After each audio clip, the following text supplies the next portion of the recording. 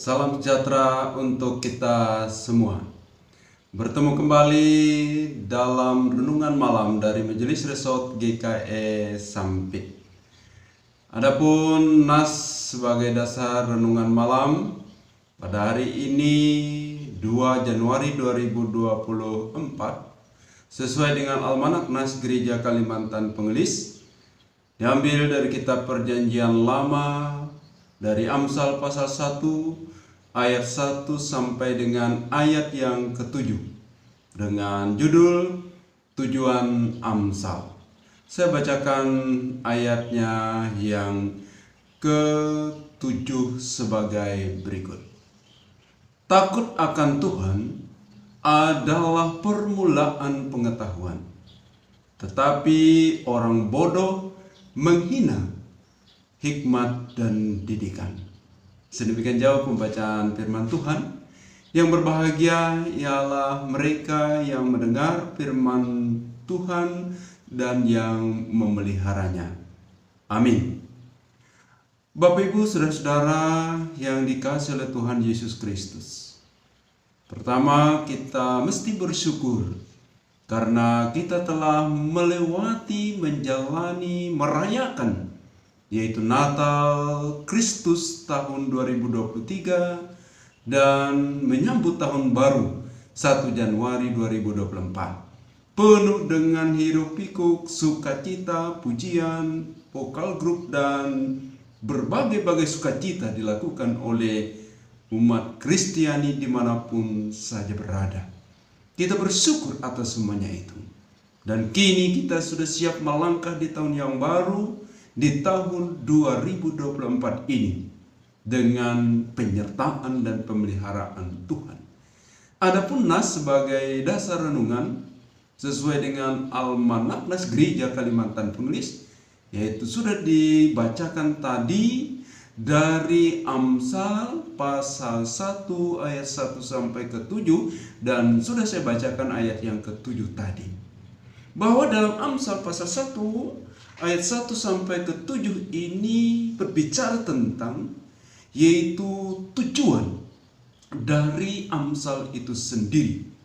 Tujuan dari Amsal itu sendiri sungguh indah, sungguh penting bagi kehidupan kita orang percaya. Di antaranya ialah bahwa tujuan dari Amsal itu adalah untuk mengetahui hikmat dan didikan, untuk mengerti kata-kata yang bermakna, dan juga untuk bisa menerima didikan menjadi pandai, membawa orang kepada kebenaran, keadilan, kejujuran, memberi kecerdasan, kebijaksanaan bagi orang-orang muda. Orang bijak akan bertambah ilmu dan pengetahuannya, dan lain-lain. Betapa pentingnya kita sebagai manusia yang lemah dan ingin hidup bermakna ialah untuk mempelajari, membaca, dan menyimak apa yang tertulis di dalam Amsal Salomo ini. Bapak Ibu Saudara yang dikasihi oleh Tuhan Yesus Kristus, kembali kita melihat dari ayat yang ke-7 ini, ialah bahwa yaitu bagaimana caranya untuk yaitu tujuan dari Amsal ini tercapai.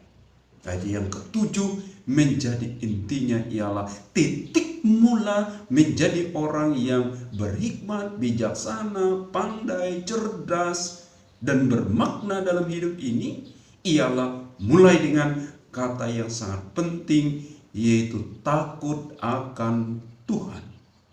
Di dalam Alkitab sudah ditulis sebanyak 365 kali kata takut akan Tuhan.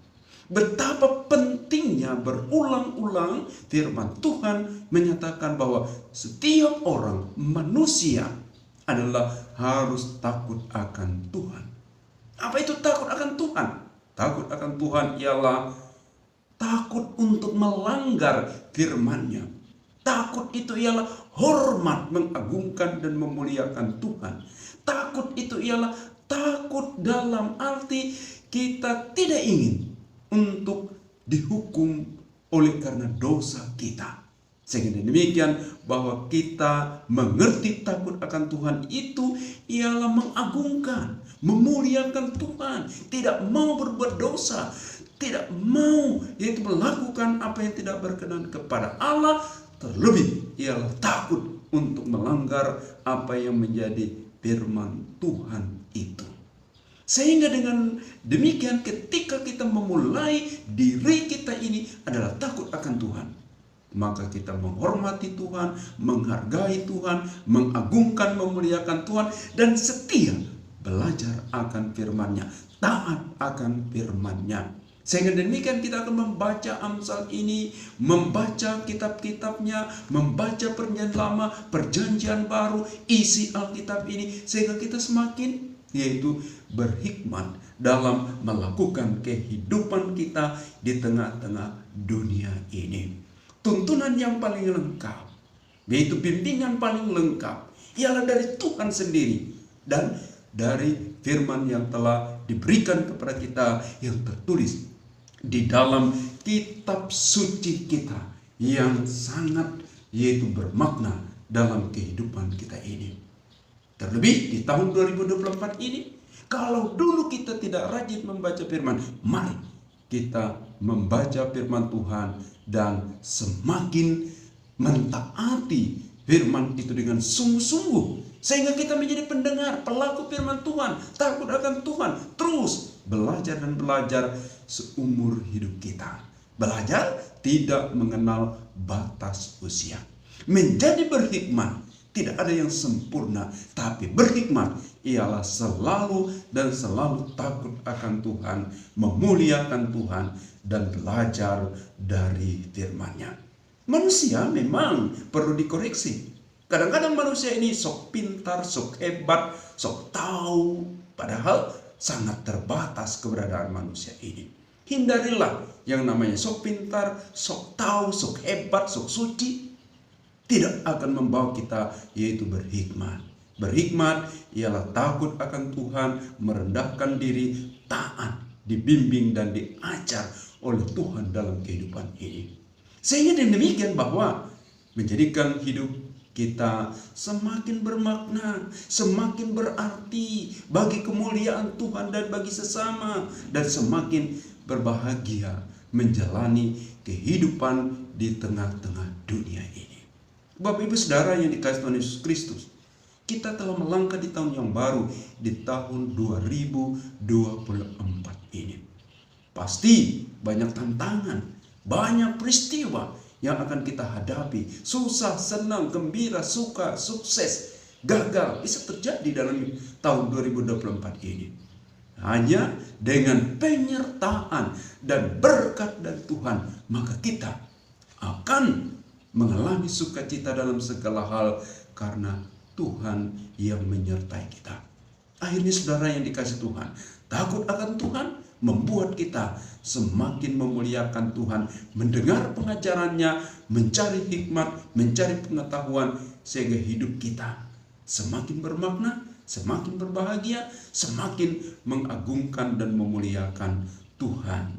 Selamat Natal 2023, selamat tahun baru 2024. Tuhan Yesus memberkati kita semua. Amin.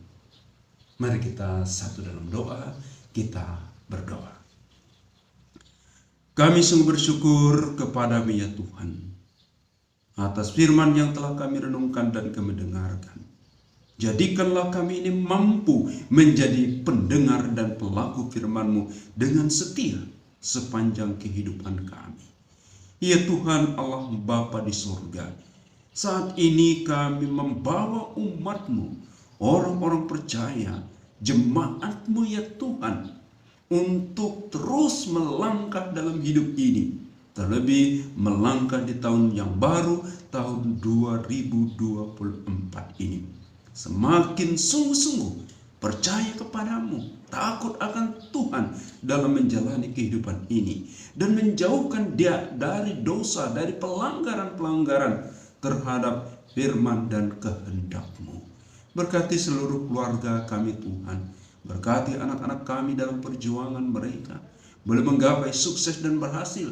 Dan terlebih anak-anak kami, keturunan kami, generasi kami menjadi orang-orang yang taat, percaya kepada Tuhan, takut akan Tuhan, berhikmat bijaksana dalam menjalani kehidupan ini. Terima kasih Tuhan Yesus Kristus. Saat ini kami sungguh bersyukur kepadamu dan memohon kepadamu. Berkati pelayanan gereja-gereja di muka dunia ini. Berkati pelayanan yang dilakukan oleh gereja Kalimantan Pengelis ini. Mulai dari majelis sinode, majelis resort, jemaat-jemaat, lingkungan-lingkungan, kelompok, kategorial, sehingga kami semua pelayan-pelayan Tuhan boleh diberkati oleh Tuhan, diurapi oleh kuasa Roh Kudus, menjadi orang-orang yang melayani Tuhan, melayani gerejamu, melayani jemaatmu, menjadi puji hormat bagi kemuliaan nama Tuhan, sehingga jiwa-jiwa semakin banyak yang beroleh kebahagiaan, damai sejahtera, dan keselamatan yang kekal di dalam Yesus Kristus. Ya Tuhan, kami berdoa untuk pemerintah Negara Kesatuan Republik Indonesia ini. Berkati pemerintah kami dari pusat sampai ke daerah-daerah, dari presiden, wakil presiden, dan seluruh jajarannya sampai ke pelosok-pelosok. Diberi hikmat dan kekuatan kesehatan, mengabdi dengan baik bagi pembangunan negeri yang kami cintai ini. Bapa di surga, saat ini kami serahkan yaitu proses pesta demokrasi yang dilakukan oleh negeri bangsa Indonesia ini, yaitu pesta demokrasi tahun 2024, dan hiruk pikuknya dan suasananya saat ini sudah semarak di negeri ini.